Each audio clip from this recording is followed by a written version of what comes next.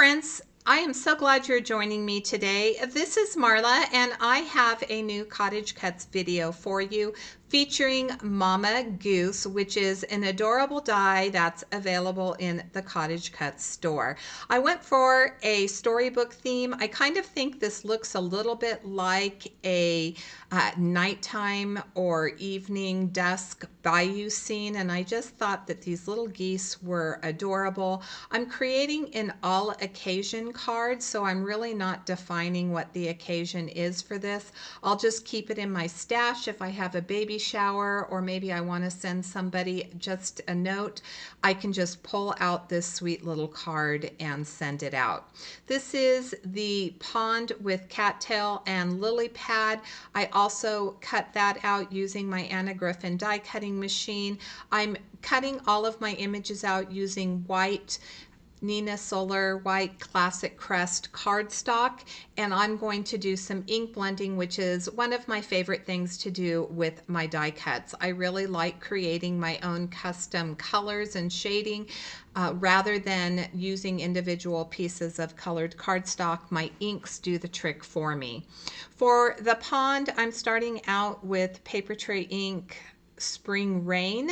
These are my mini ink pads. I added a little bit of blueberry sky around the outer edge, and then I set it aside to see how it dries back, because as you know, the ink's going to absorb into the paper a little bit. It's still wet when you finish with your ink blending, and so allowing it some time to dry gives you an idea of how the transitions are and whether you have enough shading. So I will go back to the pond with a darker color. It's going to be dark indigo. For the log, I did use a, let's see here, I think it's called Craft. It's called Classic Craft, and then for the bottom shading I used some cocoa bean. So you can see that that indigo really did add a little bit of depth of color, and I like the shading much better. For the top of my cattails, I'm using dark chocolate, and then I'll go back to the Classic Craft using the same brush, this time being a little bit more heavy-handed with that Classic Craft towards the bottom, blending those two together, and then whatever is left on my brush I'm going to use for the stems of those cattails. So the cattails are part of the pond die, and when you assemble the cattails you want to make sure that you leave a little bit of the tip of that stem above the cattail, so you don't want to glue it all the way at the top. You want to glue it probably about, leave maybe a little 1/8 of an inch so that the top of that stem shows over the top of the cattail. I'm going to do a little bit of blending with some different colors for the grass. I'm starting with Aqua Mist, I believe, and I had some green on my brush.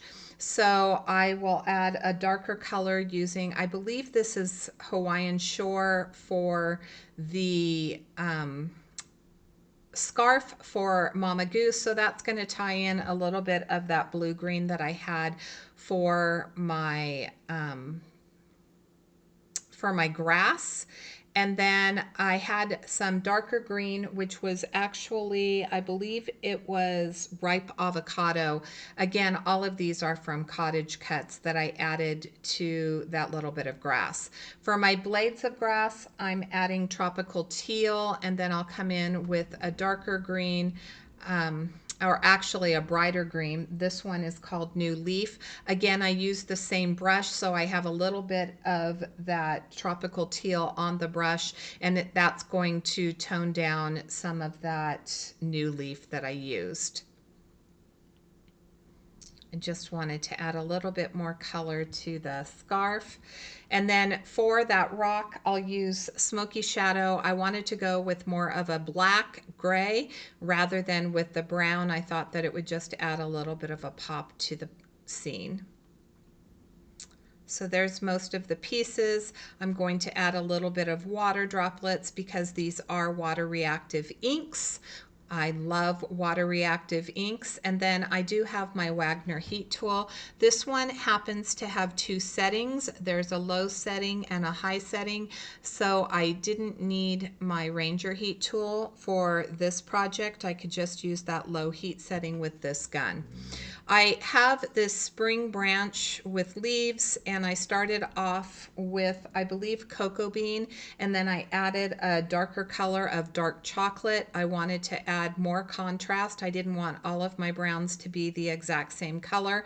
I do not have my Altenew stamp wheel with me, and so I was trying to I'm flailing here actually to add some color to these small leaves. I do end up finding a little Cricut mat that I ended up using for the geese, but right here I didn't realize or even think to look for it, and I'm just trying to tap on some of that new leaf.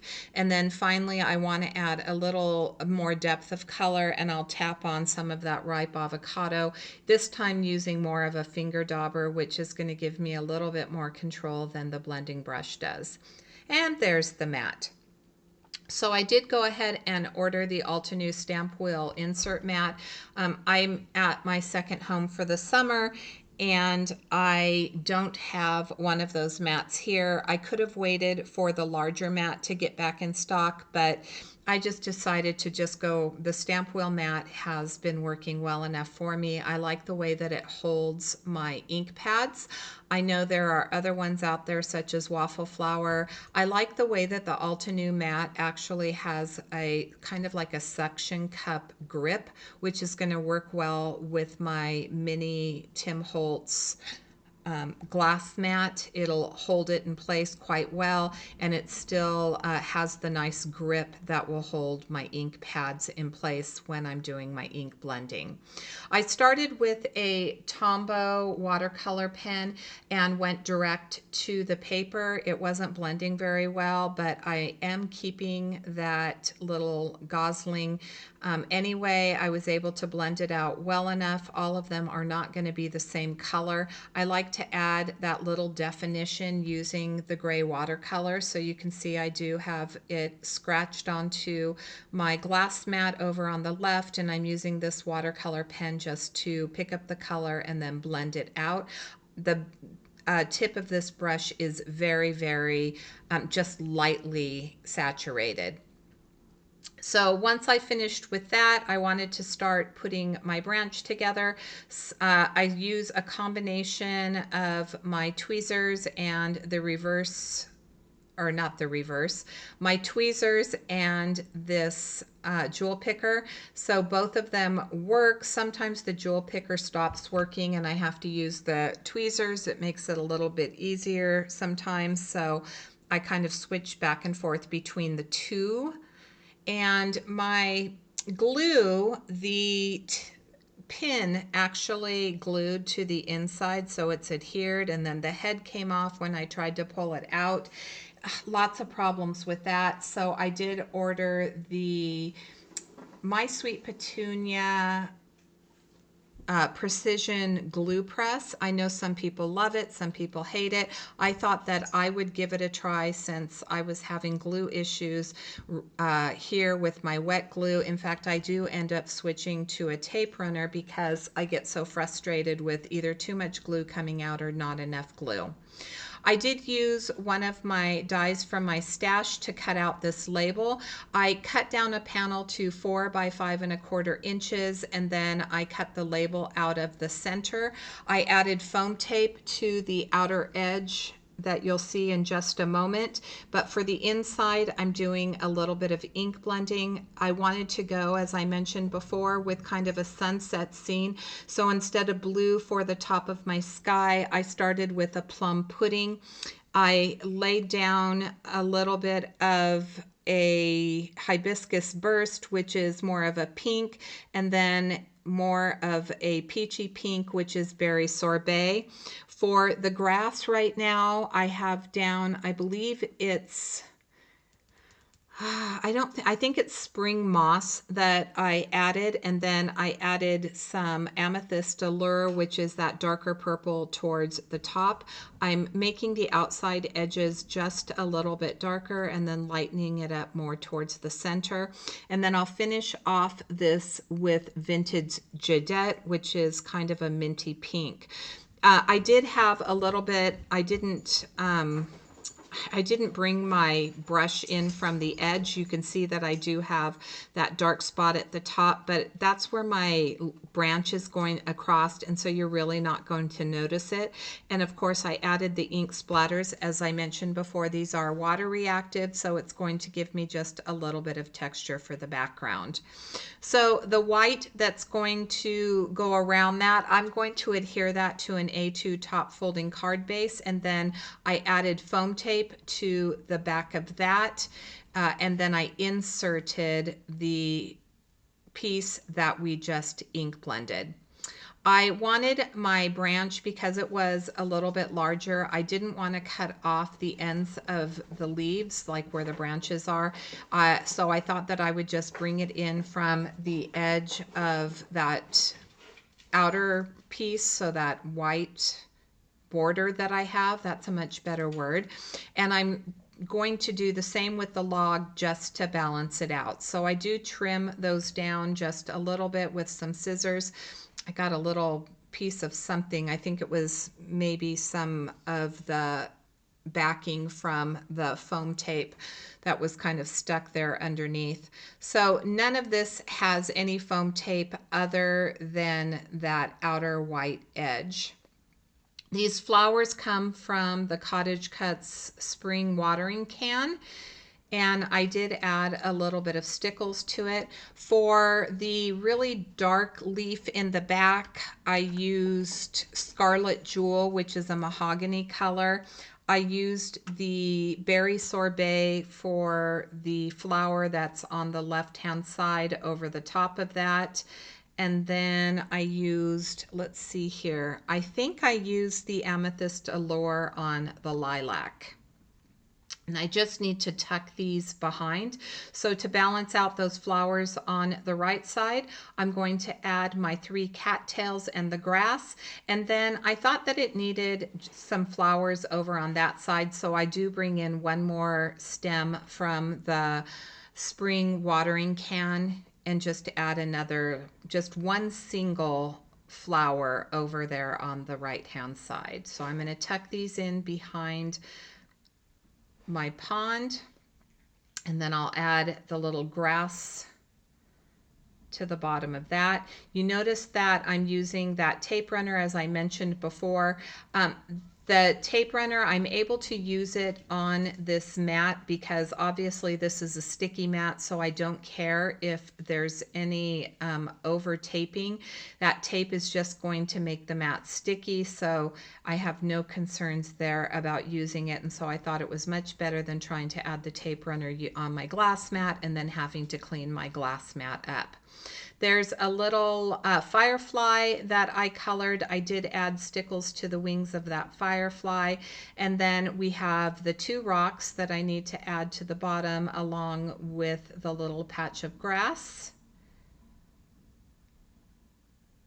I'll add my goslings. And you can see that I did add the beaks to them. I'm going to add the scarf to Mama Goose. Isn't she adorable? I just think that these are just absolutely adorable. I should mention that there are legs that come with them. I chose to put them on a pond, but if you wanted them to be running across the grass, then you certainly could add the legs. But for this card, I thought that they're tucked underneath them, right? And here's where I add that additional flower once I get this last gosling down. over there to the right hand side. Finally, because I did have the stickles that were on the flowers to the left, I am going to add some of the diamond stickles to the right hand side to those cattails. I think that that just makes it a little bit more cohesive. It makes them stand out just a little bit more. And then once I add that diamond stickles, that is going to complete the card for today. I really hope that you give this transitional dusk sky a try if you're one that tends to stick with a dark or a light blue sky for the daytime. This is really just a beautiful transition. I think that it really gives this card that dreamy look, transitioning from the purple to the pink to the red pink. I think that that just creates such a beautiful background. I want to thank you so much for joining me, and until next time, I hope you have a fabulous day. Thanks so much for watching.